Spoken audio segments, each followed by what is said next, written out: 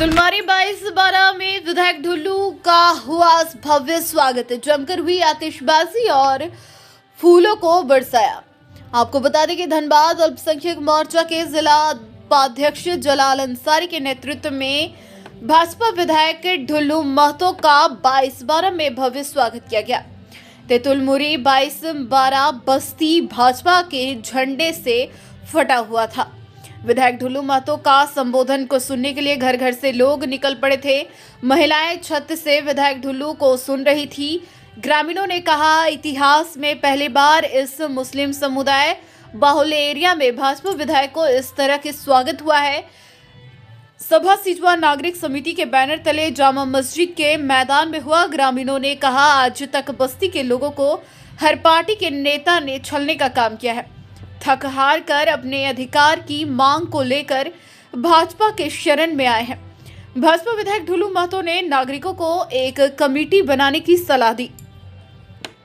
Media से बात करते हुए विधायक ने कहा, 14 जनवरी के बाद प्रशासनिक पदाधिकारी के साथ साथ बीसीसीएल के सीएमडी और नागरिक समिति की एक संयुक्त बैठक कर हर समस्या को समाधान करने का प्रयास किया जाएगा।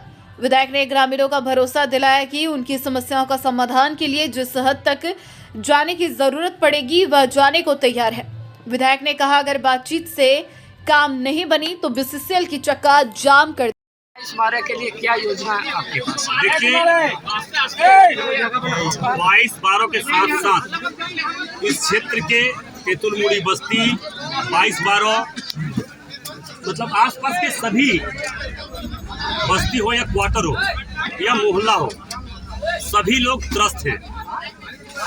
बीसीसीएल के और आउटसोर्सिंग के आतंक से लोग रात को सो नहीं पा रहे हैं।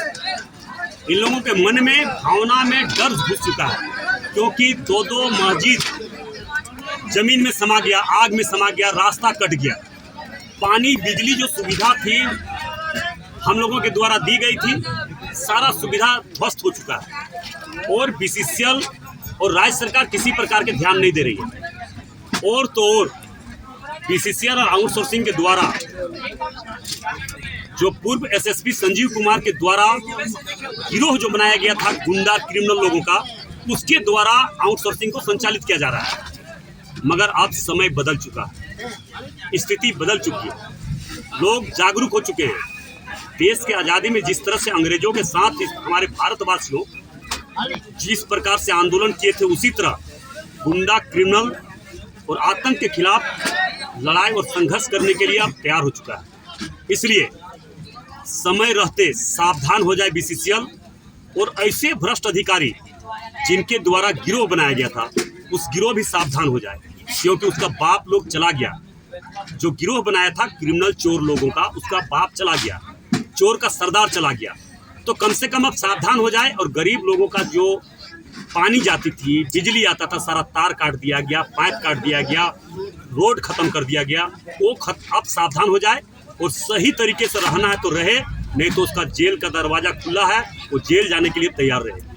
हम लोग बहुत जल्द सिजवा नागरिक समिति के द्वारा एक कमेटी गठन करेंगे। उसके बाद डीसी साहब से मिलेंगे, एसएसपी साहब से मिलेंगे, बीसीसीएल से मिलेंगे।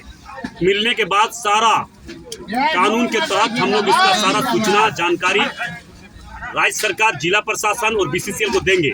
उसके बाद भी यहाँ का समस्या का समाधान नहीं होता है तो किसी भी कीमत पर गलत तरीके से यहाँ के लोगों को मौत के मुंह में डालकर काम नहीं चलने दिया जाएगा। लोगों को जान को जोखिम में डालकर काम किसी भी कीमत पर यहाँ पे नहीं चलने दिया जाएगा।